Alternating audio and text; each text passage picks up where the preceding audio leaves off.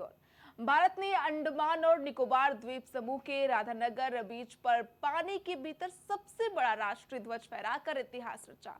इसके लिए Guinness book of world record में देश का नाम दर्ज हुआ है। भारतीय नौसेना, पुलिस और अन्य एजेंसियों के कर्मियों सहित 223 गोताखोरों की एक टीम ने इस मिशन को सफलतापूर्वक अंजाम दिया।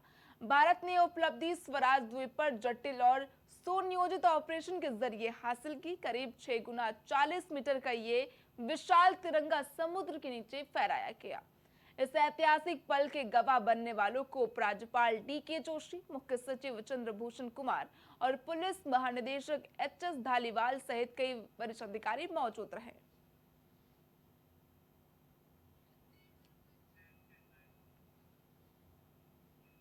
देश के बाकी 3 राज्यों, एक केंद्र शासित प्रदेश के साथ पश्चिम बंगाल में विधानसभा चुनाव के लिए 4 मई को वोटों की काउंटिंग होने जा रही है। कौन जीतेगा, कौन हारेगा, इसी को लेकर सभी प्रत्याशियों के दिलों की धड़कन बढ़ी हुई है। बंगाल में बीजेपी, TMC अपनी अपनी जीत को लेकर दावे कर रहे हैं। राज्य में विधानसभा की कुल 294 सीटें हैं, जिससे सरकार बनाने के लिए 148 सीटों की जरूरत होती है। TMC मुखिया ममता बनर्जी ने दावा किया है कि उनकी पार्टी 4 मई को 200 से अधिक सीटें जीतने जा रही है।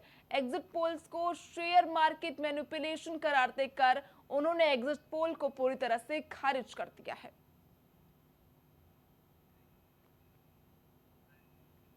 उत्तर प्रदेश में आज युवाओं को नौकरी की बड़ी सौगात मिलने जा रही है। मुख्यमंत्री योगी आदित्यनाथ सुबह करीब 10:30 पर लखनऊ के लोक भवन सभागार में नियुक्ति पत्र वितरित करेंगे। इस कार्यक्रम में 357 फार्मासिस्ट और 252 डेंटल हाइजीनिस्ट को नियुक्ति पत्र सौंपे जाएंगे।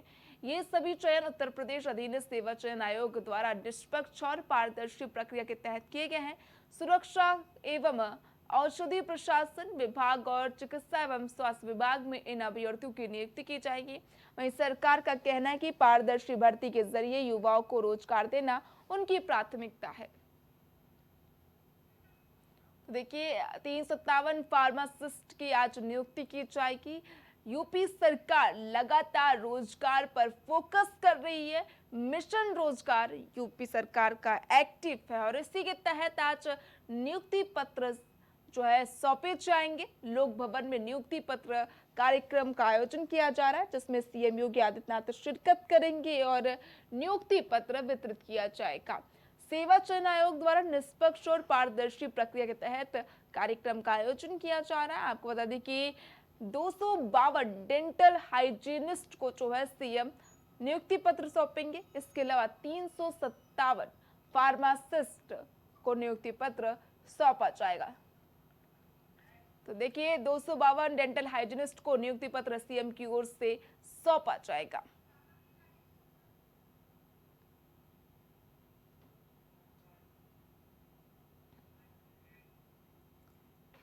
पश्चिम बंगाल विधानसभा चुनाव को लेकर बड़ी खबर सामने आ रही है। चुनाव आयोग की तरफ से बड़ा फैसला सामने आया।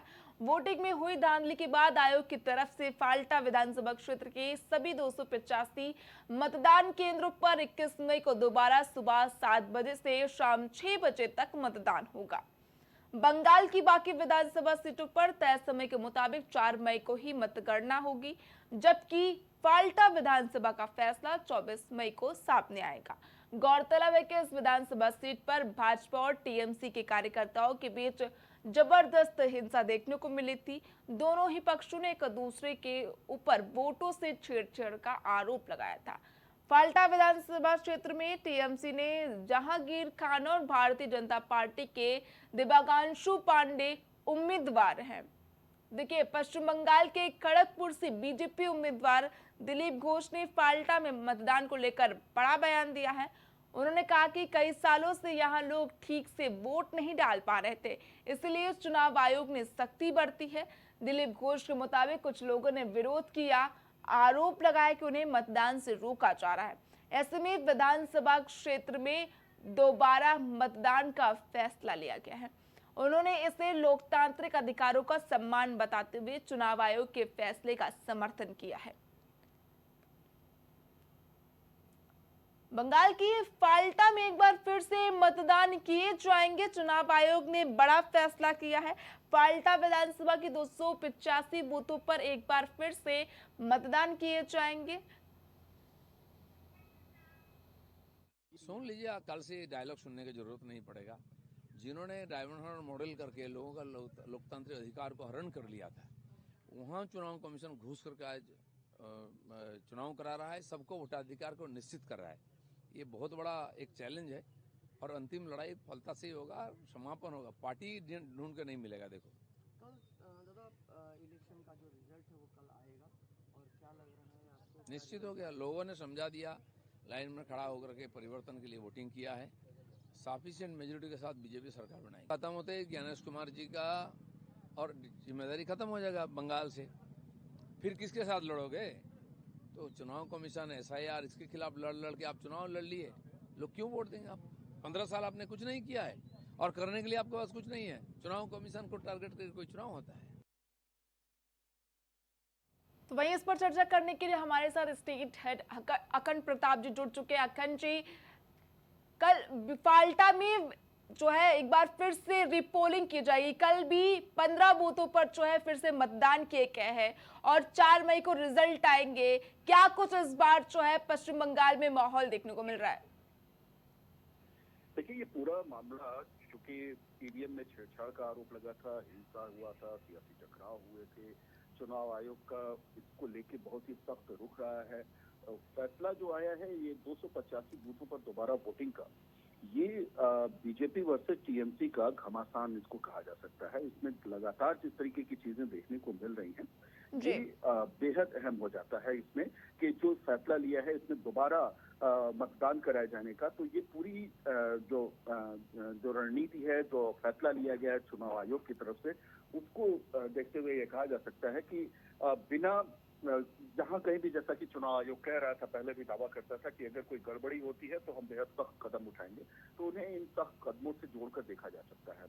चुनाव से जुड़े जितने भी गंभीर अपराध हैं, लोकतांत्रिक प्रक्रिया को कमजोर करने की जो गंभीर वजहें जिनको मानी जाती थी, उनको लेके चुनाव आयोग की विश्वसनीयता कायम रहे, इसको लेके पारदर्शिता कायम रहे, इसको लेके एक फैसला लिया गया है चुनाव आयोग की तरफ से, जिसके तहत सभी जो फलता विधानसभा क्षेत्र के 285 पोलिंग स्टेशन हैं, जिनमें सहायक बूथ स्टेशन भी शामिल हैं, उनको 21 मई की सुबह 7 बजे से शाम 6 बजे तक मतदान कराया जाएगा। और ये अपने आप में बिल्कुल अलग तरीके का फैसला लिया गया है। अखंड जी, सुरक्षा व्यवस्था के इतने पुख्ता इंतजाम होने के बाद भी ऐसी धांधली की खबरें सामने आई है बंगाल चुनाव में, ये तो बड़ा सवाल है ना कि इतनी सुरक्षा के बावजूद भी दोबारा वोटिंग करानी पड़ रही है। निश्चित तौर पर ये इस बात की तरफ भी इशारा है कि किस तरीके से एक तंत्र जो है वो पैरेलल काम कर रहा था, इस पूरे चुनाव प्रक्रिया को भत्ता बताते हुए उसमें से एम्बारी कर रहा था। न सिर्फ एम्बारी कर रहा था बल्कि जनता के वोट पे डकैती चल रही थी और सीधे सीधे तौर पर उनमें एक ऐसी कोशिश की जा रही थी कि इस पूरे चुनाव प्रक्रिया में आम जनता की ही भागीदारी जो है, आम जनता की जो मंशा है, जो लोकतंत्र की मौलिक आस्था है, उस आस्था को ही खत्म किया जाए या उस पर चूक की जाए। बहरहाल चुनाव आयोग ने जो सख्त कदम उठाए हैं। अखंड जी, फाल्टा विधानसभा की अगर बात करो तो यही वो विधानसभा क्षेत्र है जहां पर ईवीएम पर बीजेपी के चुनाव चिन्ह पर टेप लगा दिया जाता है। तो इससे बड़ी धांधली की कोई खबर सामने आ ही नहीं सकती है। इस तरह की शिकायतें आएंगे तो चुनाव में तो विघ्न पड़ेगा ही। जनता का भी टाइम वेस्ट होता है और चुनाव आयोग का भी टाइम वेस्ट होता है, इस प्रकार की अगर क्रियाएं की जाती हैं तो। निश्चित तौर पर ये लोकतंत्र के सबसे जो लोकतंत्र के लिए आस्था का जो सबसे बड़ा पर्व होता है वो मतदान होता है, क्योंकि लोक से लोकतंत्र बनता है और लोक के अपने ताकत का इजहार करने का सबसे बड़ा जरिया होता है वोटिंग, मतदान। तो अगर मतदान में ही अगर उसको एक पर्टिकुलर एक पार्टी की जिसके साथ आपकी टक्कर हो, या यूं कहा जाए जो प्रतिस्पर्धी माना जा रहा हो, या आने वाले समय में चुनाव में उसकी रणनीतिक उसकी अपनी कोशिशें हो रही हों और उस दरमियान उसको उस पूरी प्रक्रिया से ही बाहर कर दिया जाए, तकनीकी तरीकों का सहारा लेकर या एक तरीके से जबरन उसको कोशिश करके कि उस पूरी प्रक्रिया को ही बाधित कर दी जाए, तो ये निश्चित तौर पर ये बताता है कि किस तरीके से एक सुनियोजित प्रक्रिया चल रही थी कि इस पूरे चुनाव में एक पर्टिकुलर जो जिस तरीके से ईवीएम पे बीजेपी के जो सिंबल वाला जो बटन था, उस बटन को ही पूरी तरीके से उसे खराब करने की कोशिश की गई, टेप लगा दिया गया ताकि उस पर वोट ही ना हो सके। तो इसको बड़ी गंभीरता के साथ लिया था। वीडियोज सामने आए थे और ये वीडियोज जिन्होंने भी अखंड जी, कल 4 तारीख और कल ही के दिन पता चल जाएगी बंगाल की सत्ता में कौन काबिज होगा, कौन बंगाल की सत्ता संभालेगा, आपको क्या लगता है? निश्चित तौर पर कल काउंटिंग होनी है और काउंटिंग के लिए पहले से ही तमाम जगहों पे अलग अलग तरीके से, चाहे वो सत्तारूढ़ टीएमसी हो, चाहे बीजेपी हो, चाहे कांग्रेस हो या जो वामपंथी दल हैं वो हो, ये सभी मिलके अपने अपने तरीके से अपनी जीत के दावे कर रहे हैं।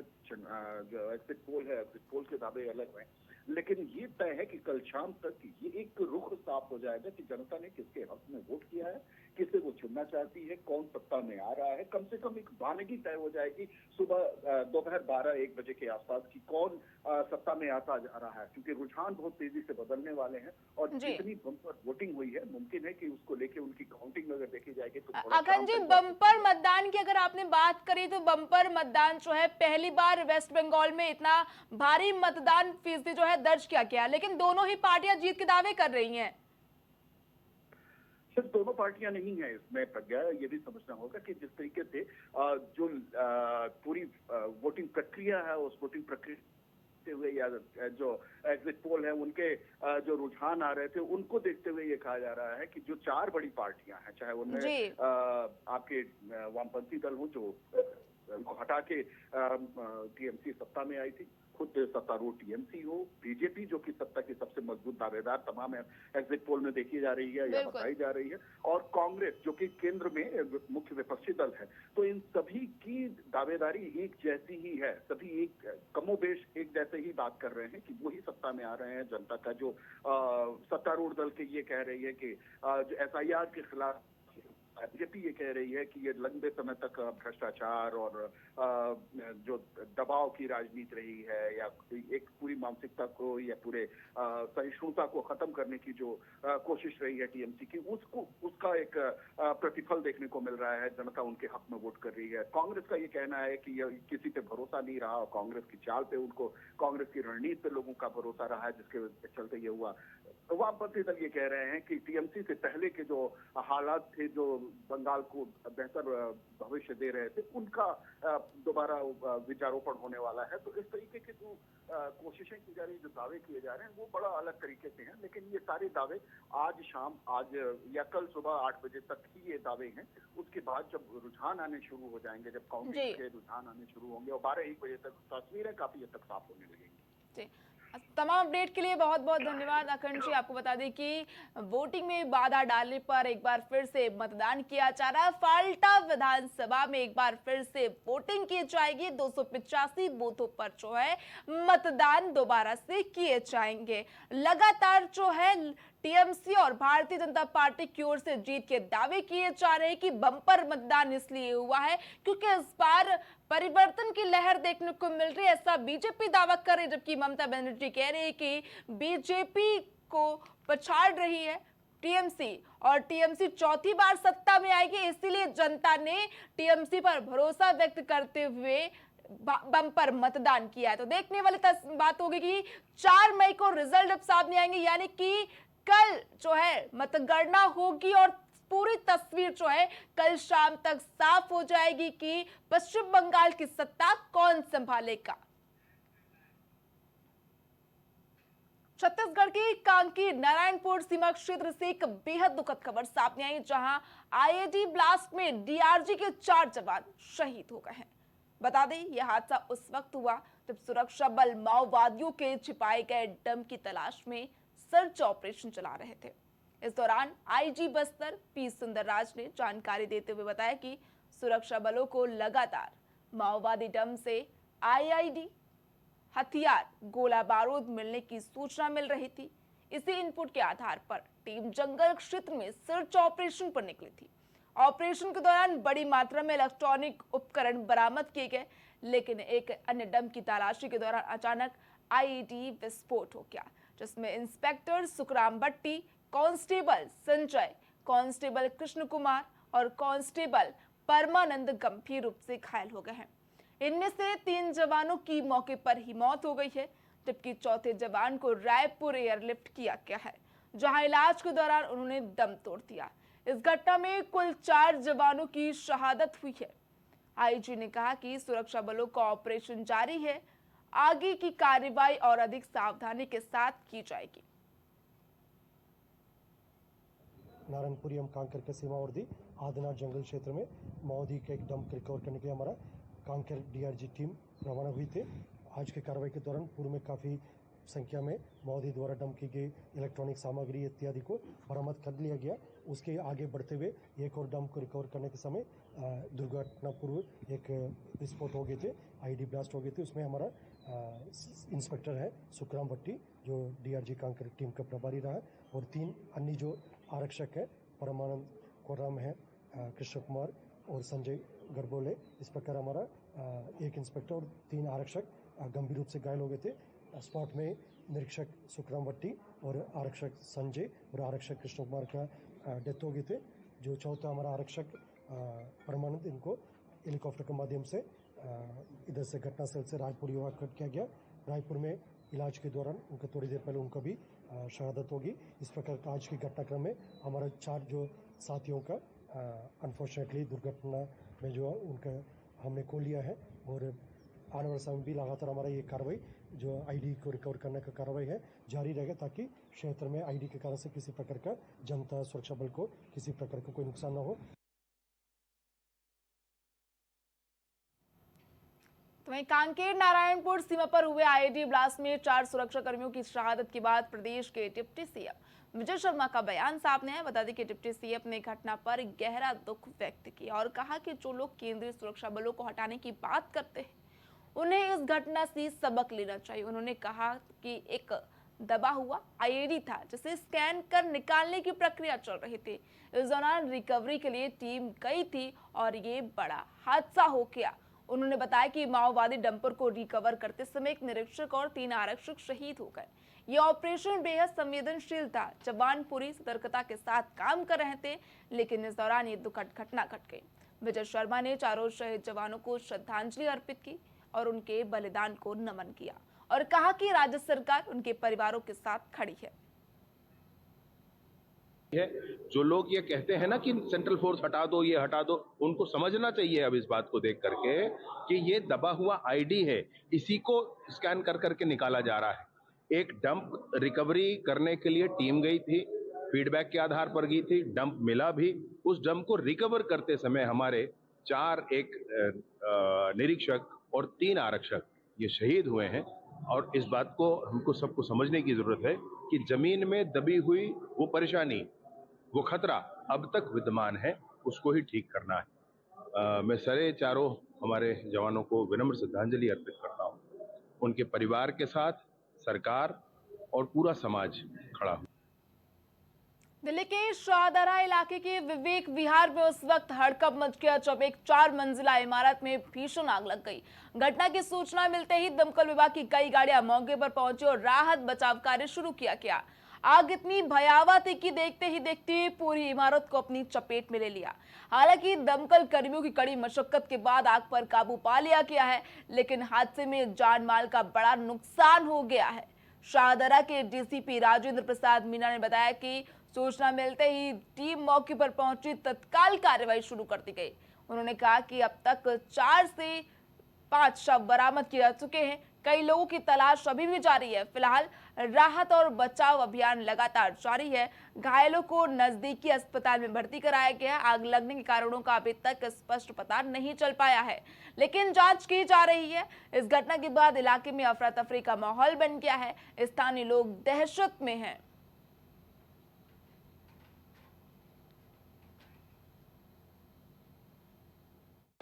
ये अर्ली मॉर्निंग एक आग की कॉल थी जिसमें कि फायर टेंडर आए और आने के बाद में इन्होंने यहाँ पे देखा कि आग पूरी तरह जब काबू में आ गई है तो अभी इसमें ये तलाश की जा रही है कि इसमें कितनी कैजुअल्टी हुई है। उसी के तहत अभी 3 से 4 शव बरामद किए जा चुके हैं।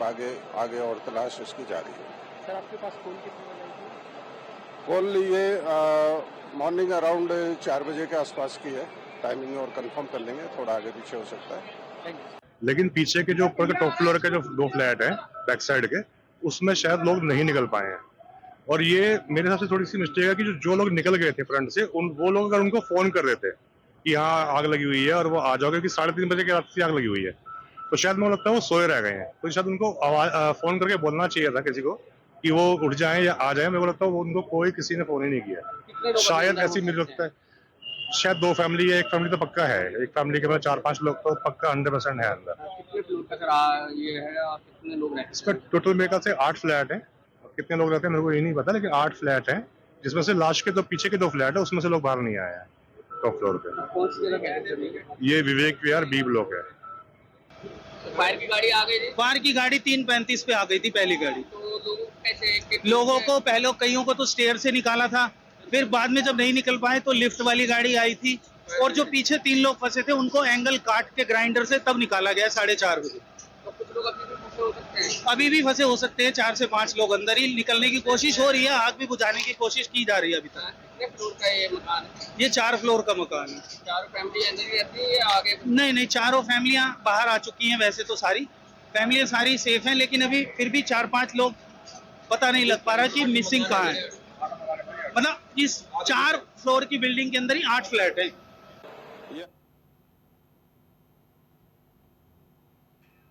मेडिकल प्रवेश परीक्षा नीट यूजी 2026 का आयोजन होने जा रहा है। लाखों छात्रों के भविष्य का फैसला करने वाली इस परीक्षा को लेकर एनटीए ने कमर कस ली है। परीक्षा केंद्रों पर सुरक्षा व्यवस्था के कड़े इंतजाम किए गए हैं। ड्रेस कोड को लेकर भी सख्त गाइडलाइन जारी की गई है। एनटीए के मुताबिक इस साल करीब 22.73 लाख छात्र ये परीक्षा देने जा रहे हैं। परीक्षा के लिए 551 शहरों में कुल 5435 केंद्र बनाए गए हैं। परीक्षा को निष्पक्ष और सुरक्षित बनाने के लिए सभी केंद्रों पर स्टैटिक मजिस्ट्रेट तैनात किए गए हैं। साथ ही पुलिस और कक्ष निरीक्षकों की भी व्यवस्था की गई है। दिव्यांग अभ्यर्थियों को 1 घंटे का अतिरिक्त समय दिया जाएगा ताकि वे बिना किसी परेशानी के परीक्षा दे सके। देखिए 22 लाख से अधिक जो है छात्र नीट की परीक्षा देंगे। दोपहर 2 बजे से शाम 5 बजे तक परीक्षा का आयोजन किया जाएगा। नीट यूजी 2026 परीक्षा का आयोजन किया जा रहा है। 22 लाख से अधिक छात्र जो है ये परीक्षा देंगे। दोपहर 2 बजे से परीक्षा शुरुआत होगी। परीक्षा के लिए 551 शहरों में कुल 5435 केंद्र बनाए गए हैं।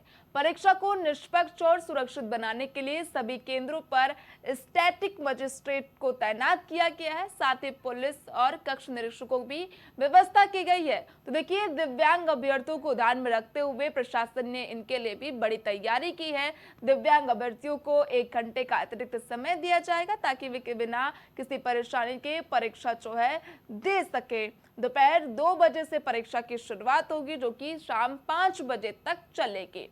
एनटीए के अनुसार इस साल करीब 22.73 लाख छात्र ये परीक्षा देने जा रहे हैं।